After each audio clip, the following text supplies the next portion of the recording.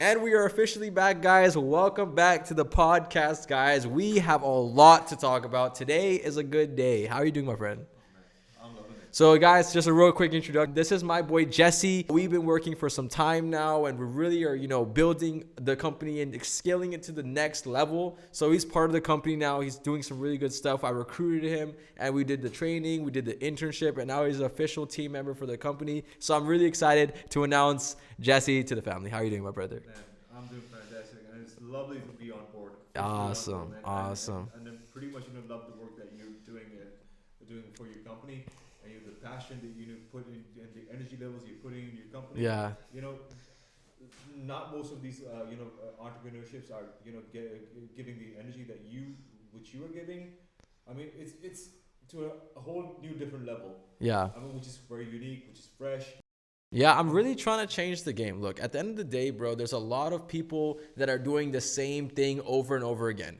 Some people are doing drop shipping. Some people are doing trading. Some people are just, going out and trying to do freelancing. There's a lot of people that are doing a lot of things. I'm just want to change the game up and show them that you don't have to be a digital marketer, or you don't have to be some Forex guru that, can go out there and, make money. You can do other things like running a business. Obviously, because I believe so that the things that you've mentioned involves a lot of risk. Yeah. But I think so that you need to challenge yourself into certain different commodities or different aspects of the market. Yeah. Where you can feel more comfortable as well at the same time. Yeah. As well at the same time secure your money as well. I really work really hard, So that's like this agency, we really grew it to some really big numbers.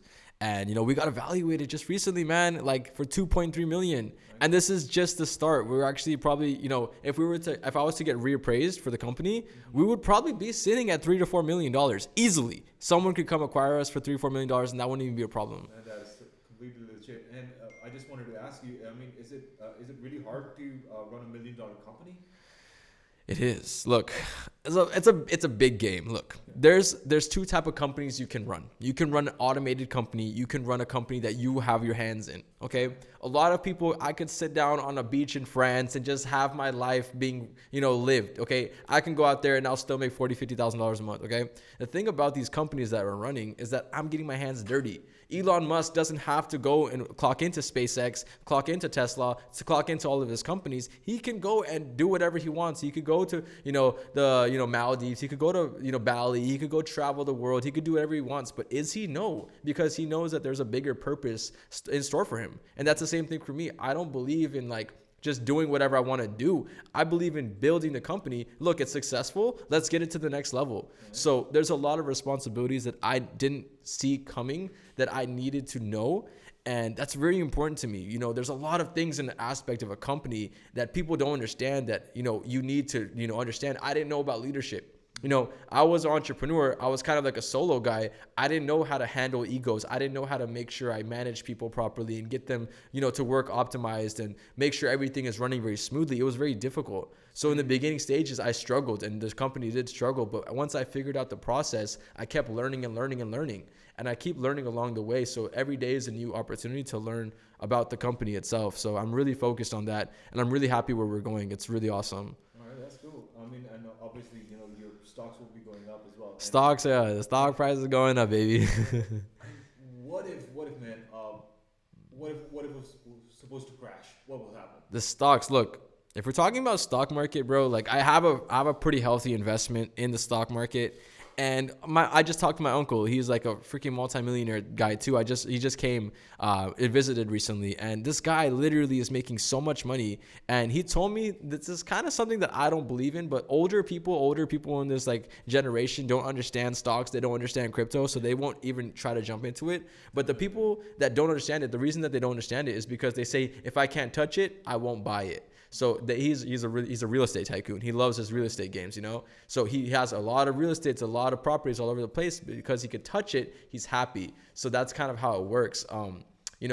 People for me, I don't really care. This is something that I could get into without having to put a down payment on a house and hold that house for 30 years. I could get into the stock market, make 10% of my $100,000 and walk out with $10,000. That's kind of something that I want to play. And, I'm making a lot of money with the stocks. And something about stock market that people don't even realize this is that you can get loans against your stocks. So if someone, if you have $100,000 in stocks, you don't have to sell it. Who told you to sell your stocks? You can just borrow. You could tell the, the lender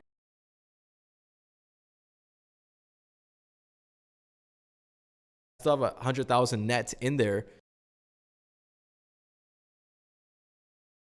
You could borrow against your house. You can borrow against your stocks. You can borrow against a lot of things. So if the stock market crashes, it doesn't really matter because I'm borrowing against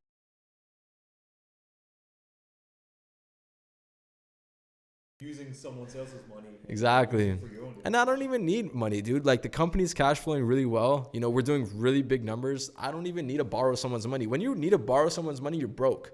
And if you don't have money, you shouldn't be borrowing other people's money. I promise you that. I'm not gonna let someone borrow my money if they're broke. Okay? And that's kind of how you should play the game. If you have money, you're not borrowing money unless you're trying to use that to buy a house or something like that. I don't need any money from anyone right now because I have good big cash flows that I can go ahead and start making investments without even touching a bank. I really can. But I will touch the bank to increase the leverage. So let's just say I have $1 million right now and I want to go and buy a $10 million house. I could put a 10% down payment on a house and get the $10 million house. You see how I scaled up? Exactly. Just having $1 million, you could buy something for $10